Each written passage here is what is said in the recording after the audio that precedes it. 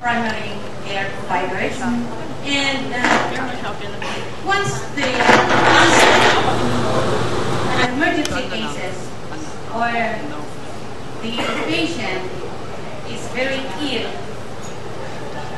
does he needs or she needs to approach the healthcare provider or primary care provider, or he will just go directly to the emergency hospital for admission or confinement? That's my question. Good afternoon, ma'am. First question is regarding, you are asking regarding the primary care physicians that are accredited with PhilHealth. As what ma'am has said, the UAC is a 6-year plan. We have a technical, managerial, and financial integration. The technical integration is undergoing now. The managerial integration will end, but I feel hopefully the target date is the year 2022. Then financial, hopefully it will be accomplished by 2025. So as of the moment, ma'am, we have what is termed as the UIS, the UAC integration sites. For Region 10, there are 2 UIS, the Misamis Oriental and the Cagayan de Oro. So as of the moment, ma'am, it is still, as what Ma'am Leah said, it is a progressive realization. So we still do not have any primary care physician yet in Region 10. It is still undergoing accreditation, still undergoing a forum regarding what are needed to be accredited as a primary care physician. So as of the moment, ma'am, we are going to our usual system, is the all case rates. Then the UIS is still on its initial stage. So later on, if we will have regarding the updates for specifically what are needed to be accredited as the primary care physician, we will also inform our media partners. So we are looking forward in the future if we have guidelines regarding what are needed to be accredited as a primary care physician. For your next question regarding the emergencies, the premise of the UEC is before going to the hospital, di ba kasagaran karon is pwede ka mag-reach sa IF, medya. Now is, for the usual process, this is the decision. We should go first to the primary care physician. As what Pamela said, there is, di ba, it is a patient's choice regarding the primary care physician. But in case of emergency, di ba, emergency cases, this is the primary care physician. Diba? So, you can go immediately to the hospital, which is the nearest hospital, if it is really an emergency case. Kaya, practically, tirisod kayo, magkita pa dito. So, regarding one, ma'am, you can go immediately to the hospital during emergency cases. Alright, thank you. Next question. Of which 2 are located in Region 10. Now, ako tatanungin mo, what's the criterion for choosing Cagayan and Misamis Oriental? Well, we believe that this is the most ready in terms of implementation of the universal health care. What's the difference between the current setup and the new setup? Well, it is really an expansion. Everybody now is supposed to be a member of PhilHealth, whether you're eligible or not. No? As far as the new law is concerned, everybody's covered. Of course, yung atong premium requirements are still there. Dapat magbayad ka pa rin ng imong premiums, no? But under the new law, we will be more liberal, no? In the sense that we want to capture everybody first. And as far as population coverage is concerned, as far as service delivery is concerned, there is now a network which we call the healthcare provider network. This is different from what is currently being done. Ang pasyente, diretso na sa mga hospital, no? Pero, you will be assigned in a particular network. That is why, in Cagayan de Oro, residents of Cagayan de Oro will be assigned in certain, in the network of Cagayan de Oro. And so is the case of Misamis Oriental. So, yan ang the main difference. But essentially, the same service will be given. The usual prompt PhilHealth service will be given to all of them. So, that's an assurance from us, especially from the regional office. So, thank you. Alright, thank you. Next question, si Sharon Macario, Jonathan, followed by Sir Oriel Kiniki of Manila Star Daily.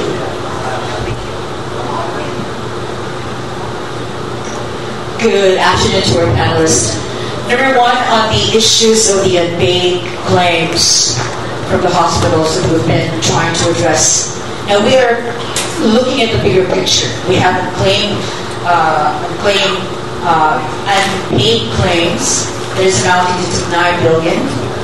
And now, where do you see, as you progress in implementing this UHC law, where do you see the bigger picture in sustaining the law in its provision that we are still addressing the unpaid claims?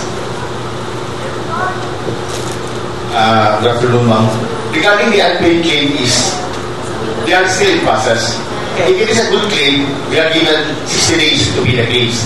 If they are good claims, there are no problems, we will pay the claims. We are validated by 60 days. Regarding the unpaid, because they are in process, they are still to be paid. Some, ma'am, are returned to the hospital because there are inefficiencies, and some are denied. For example, one cause denial is a single period confinement. For example, admit kung pneumonia ka ron, after 2 weeks, admit ka kung facing disease, we will not pay that one as of the moment because there is an exclusion criteria. So regarding the claim that yes, it is true, there are still claims to be paid because they are still under process. But regarding your the amount of 9 million, is that a national claim? What is the source of? I would just like to ask. This is actually from the national problem with the PhilHealth. Now I'm talking about where are we as we update our members to those unpaid hospitals. Kasi you have to see the bigger picture. Napagaling tayo utang. We still have to pay these hospitals, no? Claiming for this PhilHealth. Now, how do we sustain? Dili mo pala ng mga hospital ani na i-implement ng UHC law na daghan-daghan pamagaling dapat kaya na claim? It is primary concern regarding sa it's in the national news, diba? Regarding the unpaid claims. In addition then, we are talking with the hospital owners to explaining to them what are the problems. For example, one problem is regarding the IP, which is a information technology provider, because we are now e-claims. They will submit it to us through electronic claims. So as you know, the one sad thing regarding if we are system dependent or technology dependent, if the system is down, nalagay problema. So now we are talking regarding the health information technology provider, also in PhilHealth, to see if there are really problem. As a matter of fact, yesterday we have a consultation with the IT personnel in the Oro in the different hospitals regarding to talk what are the problems and what are the possible solutions. So we are in consultation, ma'am, because you are right, that is a purely hospital. We are giving towards universal healthcare, but we are not giving payments. So rest assured, ma'am, we are assuring the hospital owners, the healthcare professionals, and the member that we are, as what Sir Dinalonto said, that we are ready. Pending also, there are still some issues aside that we have limited control. For example, the system. So we are really gearing towards that. By the implementation of the UHC, our system is also ready to provide the services needed by the members, needed by the healthcare professionals, and also by the hospital owners and management. Thank you. Yes. If I may add, as the first question, we follow certain protocols as far as payment of claims are concerned. If a certain hospital believes that he has not been paid, then all that hospital has to do is to submit to PhilHealth at the regional office a simple list of his unpaid claims. And what we do is that we receive it, we evaluate it, and then we inform the hospital concerned whether such has been paid, denied, returned to the hospital, or under process. That's the protocol that we've been observing. And this is what will continue to happen now. As to the sustainability issue, I think that's a good question. Sustain this. Yeah, the answer here is that we have to strike a balance between the financial character of PhilHealth and its public mandate to serve its members. So that's the challenge for the new management now, is to strike a balance so that the fund will be sustained and sustainable. So rest assured that we're working on this and that the necessary implementing rules are in place to protect the fund, so that generations yet to come are going to enjoy the benefits of it. We shall hope, and of course we will. I know that you're trying to reassure the people that we are ready for this. Although there are a lot of challenges that the PhilHealth has to endure, and of course, to face. But in the meantime, I just really hope, sir, that you can really accomplish this because of the mandate. Not just the mandate, but to serve the people.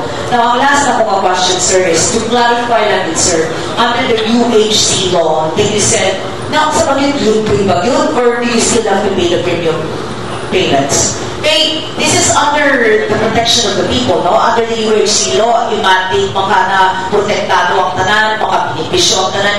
What is really the answer to this? Libre ba, or there is still something that you have to do?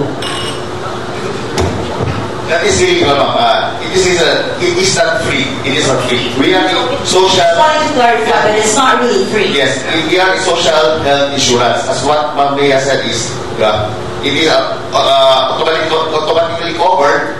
Then eligibility pending on certain provisions. For example, if the member is in the employee sector. For example, wala na limit sa employer, sa AMOA. Sir, we understood that because we're employers. I mean, we're employed. Okay. So, kasabot na niya ng mga sistema. Pero let's talk about the unemployed sector. Kani mga pobre uyamon nga, unsay ilang mabinibisyo. Kung ma-hospital sila, unsay ilang makita abot nila sa hospital. So for the, as what Ma'am Bea said, for the restaurant indirect, or if they do not have any capacity to pay, any capability to pay, the national government will take care of that. That is why what Sir Tina said is, it really needs a lot of money. Yeah. Diba? As far as 275 billion, the target, then can be get from certain resources. So for those who are not capable to pay, so the national government will take care of the premiums. In other words, I mean, Yes. whether you're direct contributor or indirect contributor, you get the same benefits. Okay. Whether you're rich or you're poor, the same benefits. Walang distinction as to whether you pay more or pay less, or you have capacity to pay or not. The issue here is that, again, the benefits. So, that's precisely the purpose of this UHC law, is to really equalize access to healthcare even more. So, of course, there's no such thing as a free lunch. But I agree. In other words, what we see now under the law, that everybody's eligible, everybody's about to get access to. But this is covered by sin taxes, by Congress. They allocated funds for this, which is actually taxation, in a sense, aside from our premium contributions. So parang nabayad. It's just that the national government took it upon itself to pay for the premium of those who cannot afford to pay. So, national government and budget should sustain this. I hope they can really perform what they're doing, sir. Yes, thank you very much. Alright, thank you, Ms. Cheryl. Next question from Sir Oriel, KD of Mindanao starting. Yeah, so we're expanding the coverage. What's our projection in the next 5 years? We're going to go for Northern Mindanao. From this year, after 5 years, how can I So you're asking regarding the figure, sir? Yeah. I would like to ask the help of Ma'am Lisa regarding the projected number. Projected number. Because we're trying to see what will happen to India in the next 5 years. Just to clarify about your question, sir, you're asking if pila lang ka members ang market in the next 5 years. The answer is all of the Filipinos man. So, cover naman na. Region 10. Sa pagkano pilang members naman sa Region 10? So, Region 10, we are about 85% of the population. So up to 15%. yes, Number one is that we are still developing yung kino ni mga you mentioned earlier about manpower, no? And we agree that there is a shortage of manpower considering expanding responsibilities of PhilHealth. But in addition to this, we're also developing systems that will make it easier for our workforce to handle the numerous day-to-day routine transactions that we face every day. So, ganyan po, it's really a question of systems, development of systems that will encompass all our business transactions. At the same time, improving our manpower through the restructuring of our structure. So we're not engaging in a reorg that will be in place sometime next year, maybe the year after next. So, yan po ginagawa ng PhilHealth ngayon. No? Now, as to a building, as of now, we only have one regional building that is owned by PhilHealth. That's in Region 3, Pampanga. There are numerous attempts to build our own buildings nationwide, but so far it's not allowed. And even our corporate headquarters, wala pa rin, which we have a property in Quezon City and another property at the PGC. So, for what we understand, we're developing the Quezon City property to house our future corporate headquarters. As far as Cagayan de Oro is concerned, we just had a new building there. But it's not owned by us, it's owned by Lincoln Guy. So we're still renting it. We find it more economical, actually, rather than owning our own building. We did some studies on this, and we believe that renting a building is more advantageous to the government. We can show you something first, but siguro next time we'll answer. In connection to that, has PhilHealth learned from the experience of CAP?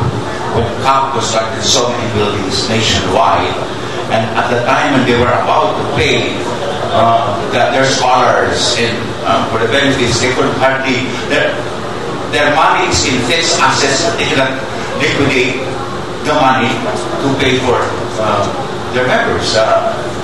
Has that idea came to the mind of PhilHealth? Regarding the CAP, it's a pre-need company. So, regarding the experience with CAP, that's, I think, the Insurance Commission of the Philippines does not allow any more pre-need for the insurance companies to buy some pre-need. For us, we are a social insurance, so actually there's a different approach. So, but as you have said earlier, in any business of establishment entity, we should learn from the mistakes and the downfall of the other organization. So that is why I think the insurance company doesn't allow anymore the unit company. Great, thank you, sir. Your next question from Sir Orly Montalban of BJMP, Information Officer. And then Ma'am Tess, we followed by DXDD muna and then Ma'am Tess. Yeah, by the way, we have our DepEd representative here. Maybe you have questions for DepEd also. My example, sir, Ma'am, Jeff, I'm the Education Officer of BJMP, Regional Office 10. And so, I will ask questions that may hopefully redound to the benefit of our clients, the persons deprived of liberty. They are called now persons deprived of liberty as a politically correct term, referring to them as being deprived by the state of the liberty because of the crimes they have committed. They are not anymore full inmates, but people. In relation to that, when Ma'am Dizon presented to us the briefing of the Universal Healthcare Law a while back, she has integrated, of course, the sectors who the UHC law, of course, would benefit them, no? Mga WD, even the SE sector, right? Ano yung SE? Sa yung kabataan mo, no? Okay. They are indirect contributors because they cannot pay the premiums. And our clients, the PDL, are, of course, he cannot also pay the premiums. That's why when they are hospitalized, even the jail officers, sometimes we give money to our BDL so that they can, for example, buy medicines for themselves. And we have to get that from our pocket. Can these people be covered by, or is it already covered? Because in the information there was no inclusion of the BDL. So as I understand it, if they are excluded, wala talaga. So, sir, I understand that Sir Alonso is part of the policy making body of PhilHealth. Can we suggest they can also be included because in terms of health, they are also very vulnerable. Yung mga tao natin na nasa, kung meron ng kahit maisip na siguro exclusions din sa kanila, pwede din yung sa GCNA, yung mga yung nakakamit ng heinous crimes, pwede din exclude sa organization. Basta lang meron sana. Kasi nahihirapan ito yung mga BJMP personnel or jail officers. We are getting in the funds from our pocket sometimes because we want also to help them because they are humans like us.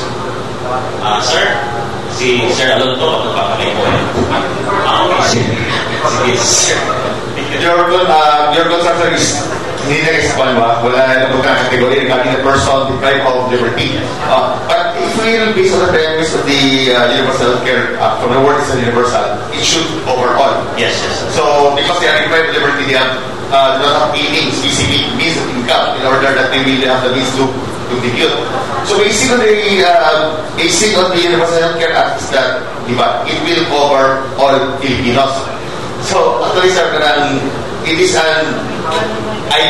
an eye-opener regarding your statement. I would just like to ask, sir, regarding kung person deprived of liberty, they are still, their citizenship will not taken away from them. No, sir, they are still under trial. They are not convicted yet.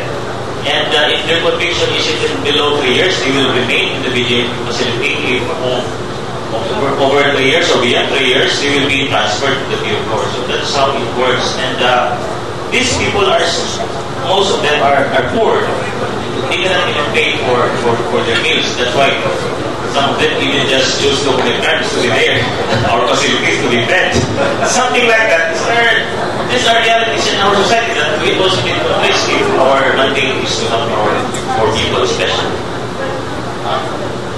Yes, sir. Basing on the Philippine University Healthcare Act, I think they will be under the indirect contribution to regulators. I think the national government will take care of them. Sir Marlon, but I think Sir Marlon, he has also. Maybe siya an expert. Sir, gamay lang yung feedback for the inmates in Lubiano because 3 years back we had our program there giving MDRs to the persons deprived of liberty. Hindi pa mag-convicted, sir. So when we search the database, actually some of them are active members of PhilHealth in different categories. Some under the sponsored program, some under indigent program.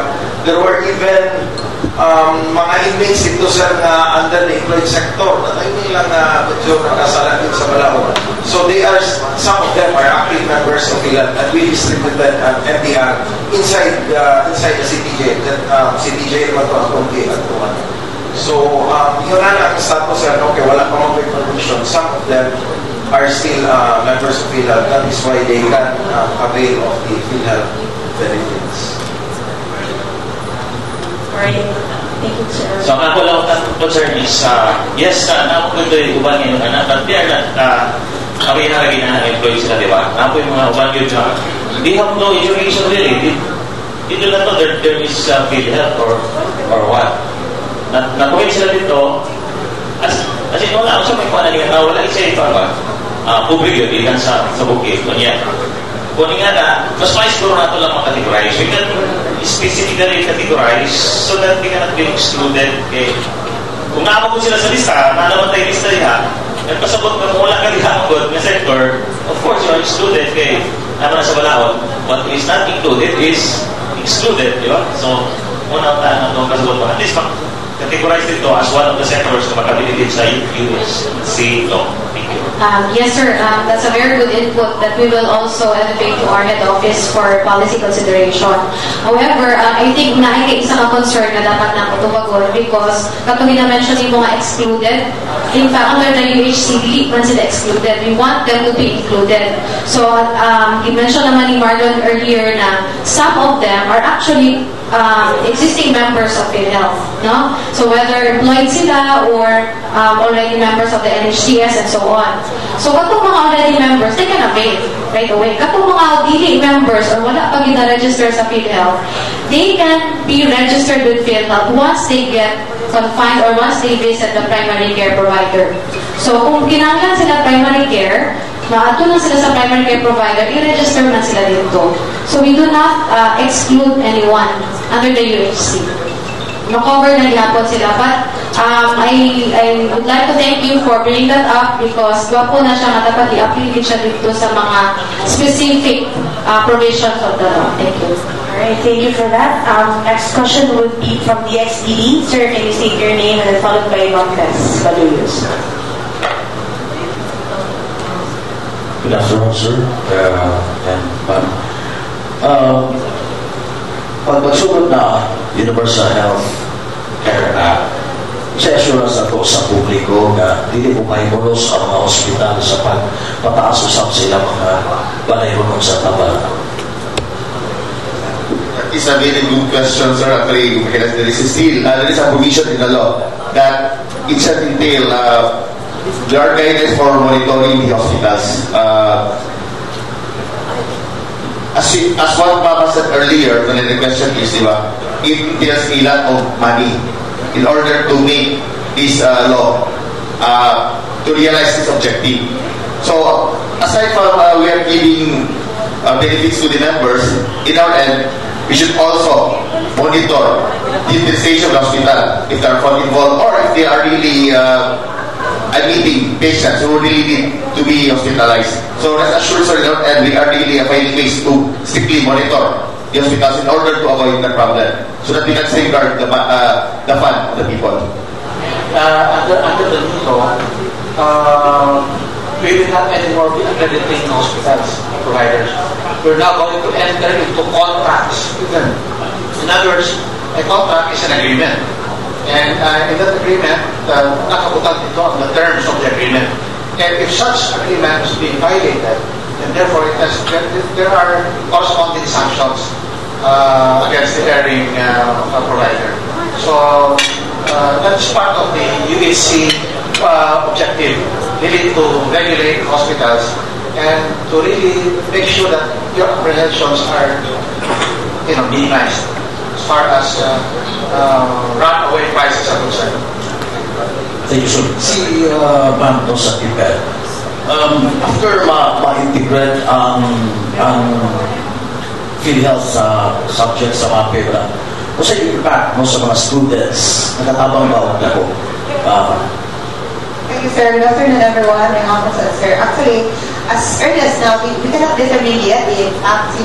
It has just started. Just like other researches, you cannot see the impact immediately. It takes around 3 to 5 years before we can see the results or the outcome of whatever we have implemented, whatever we have introduced to the department.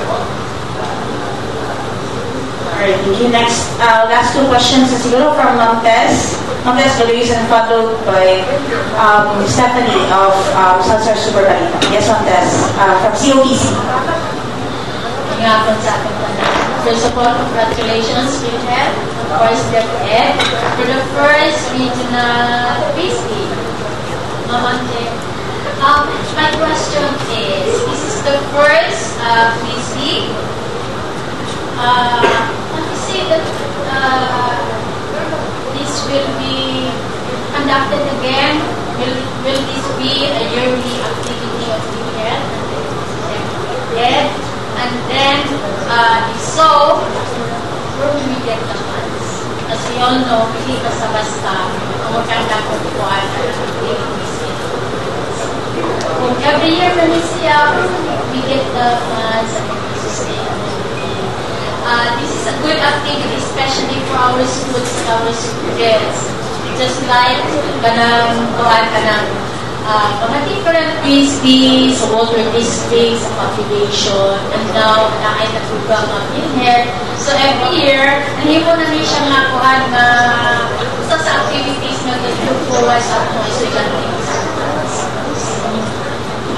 Hello, Sir Ma'am. Ma'am, we are really hoping that this will be institutionalized. This will become a yearly event. As what Sir Ting has said earlier, hopefully it will be repeated next year. The topic will become broader. It will involve pertinent national issues. So that is really our vision, that it will be institutionalized.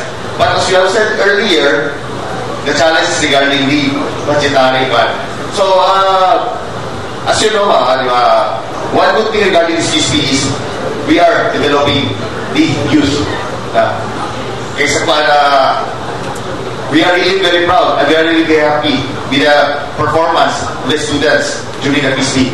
They are very intelligent and we really encourage them to act reflectively and critically. So, in our end, we are I think there will be but from other sectors that this will be institutionalized and it will be held every year. That is really our vision. And together with your support, as what Mama said earlier, we are really very happy with the outcome. Our media partners are here, our stakeholders are here. As we say, it is teamwork. As we said, in a team, together everyone achieves more. So that's really our vision, Ma'am, together with your support that will be institutionalized every year and we can find budget in order to hold this event every year. Okay na, Ma'am. Okay na po. As I have observed, this is a good avenue for learning. Ako, mismo na ganun kung ganun while listening to the questions during the PhD proper. Suggestion lang na ako, perhaps the next time, kung yearly to kasi we make the venue somewhere na, what itaw ka ng dagat kayo audience. Kung sa pool ka ang maglabay ito, makatuon sila, kaya matutun sila ko sa inyo sila. Okay mabuti siya, pero kapilapin na kayo palo sa mga teachers. Perhaps kung sa venue, wider siya, and then public siya, kaya promotion man Ako na tao, nagkatod sila whether they like it or not, makatungod sila sa question, and in the process, makatod. Ma'am, that is a very good suggestion, Ma'am, in order to, so that we can inform a larger audience. So, thank you for the suggestion. And also pray with us that it should be institutionalized every year. And so that we can, as you have said earlier, so that it will educate a larger number of our constituents. Starting as additional. Thank you, Ma'am, for your suggestions. The purpose here is very clear. Really, exposure for the young kids as far as PhilHealth is concerned. Now, as I mentioned earlier in my remarks earlier, it's not only a competition but an investment of the future. And that is why we subscribe to your suggestion that this should not be placed in a venue where people are more in Aguilan, we speak, PhilHealth. So, we agree to that. We are not, but this is the first year, so you will understand medyo exclusive na tayo because we want to feed everybody. So, but in the future, and this will be in the general direction, is that we want to include as much a wider public attention as possible because that's the idea. So we welcome your suggestions and we are very happy that you're here and we see more of your support in the coming years. In addition to that, Ma'am, what has the Fed done regarding this? Here, Ma'am and G here. Yeah, regarding the funds, actually, in our communication, we have included in there that during the division, the regional level, all expenses for the participants and other, the coaches and other officials coming here, all expenses are charged to local funds. That's how we support the program in partnership with PhilHealth. Good po. Yeah, that's it. I'm thinking, I used to work with the USC so familiar on yung PhD. Pagpadala pa lang nato sa atong contestant sa national level, I know how funds are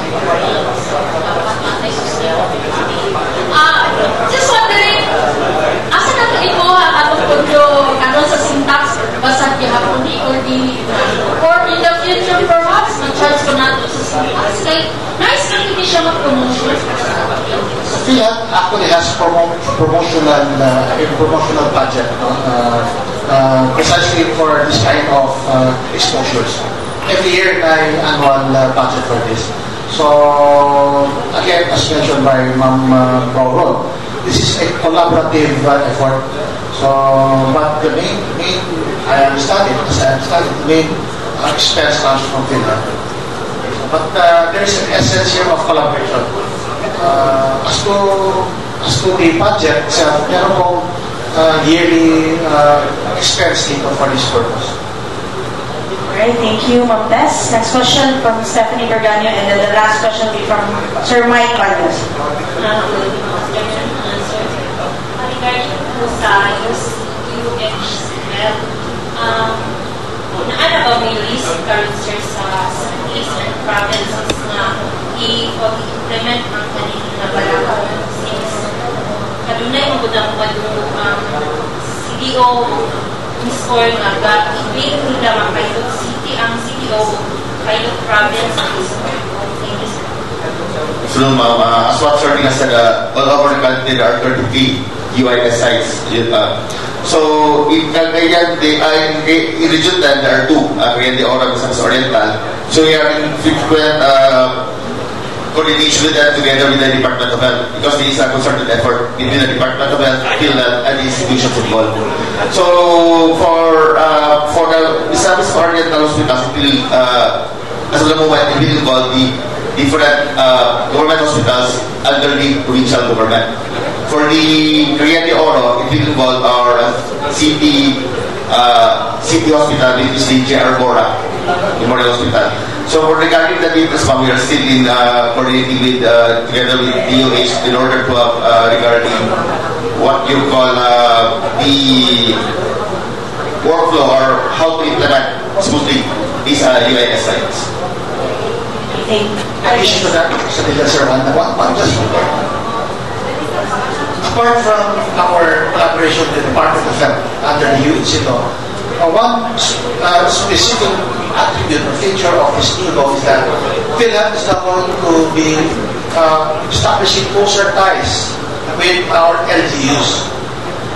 Kasi sila will be the one managing the healthcare provider network, and they will be managing what we call the special health fund, which would be essentially a fund that is from the Department of Health and from PhilHealth in one fund and managed by the LGU.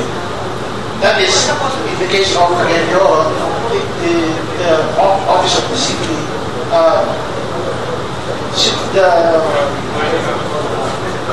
City Health Insurance Office, and in the case of the province, there's another corresponding office that will handle the health insurance fund. So in other words, this is a feature of the law that is very, very important. LGU, a partnership DOH, LGU, and the Philippine Health Insurance Corporation. So katantay namin. So that is why we are very careful in the implementation. That is why only 33 sites nationwide, of which in Cagayan, Misamis Oriental, and the city of Cagayan. Mike Baños, sir. May hapon sa kanay sa Business Week Mindanao, sir. I'd just like to do a follow-up question on the earlier question of my colleague from LIXDT about katong hospitals na adjusting na. Isa muna, counted ko na anilang rate with and without ticket. So, you said that you will be monitoring, but sir, saan na ito pag-monitor? Natin mo rin, kung agad na sa inyo, dugay. Now, is there a protocol that I, as a PhilHealth member, can do to report such incidents? And what is the protocol in implementing this approach to that? The basic answer to the query, sir, is that regulation is actually the job of the Department of Health. PhilHealth is just the insurance portion. But under the new law, as I mentioned and emphasized here early on, there is collaboration na. So So therefore, members, just like you and I, could very well come to the office of PhilHealth and complain about some malpractices by some of our providers. So rest assured that all of these complaints will be entertained, and if need be, sanctions will be imposed. Alright, thank you so much. That ends our press conference for this afternoon. Maybe any closing messages from our panelists? Dr. Digosa, maybe you have a closing statement, sir? Okay, good afternoon everyone. So, in behalf of our area Vice President Thomas Ting Abeldo Jr., we are very happy that our partners are here. Media partners from the deep end, from the schools, so PIA, and to all the government institutions and private entities that are here, Rangkong. We are really very happy that you come here. It's really concerted cooperation. As what we have emphasized in PhilHealth from years back under the leadership of Sir Alonso is, we cannot do it alone. We need your help in order to implement every program that PhilHealth needs to do it. For example, as what Sora said is, if there are no complaints, we will just do routine monitoring. But if there are complaints for our members, we will, in our end, we know where to look at, and hopefully we can find what are the issues involved. So we are really very happy that you are here. We are also hoping that for our future events, or we need your help, that you are always here to help us. So this is really a partnership. So thank you and good afternoon everyone. Thank you so much. Good afternoon everybody.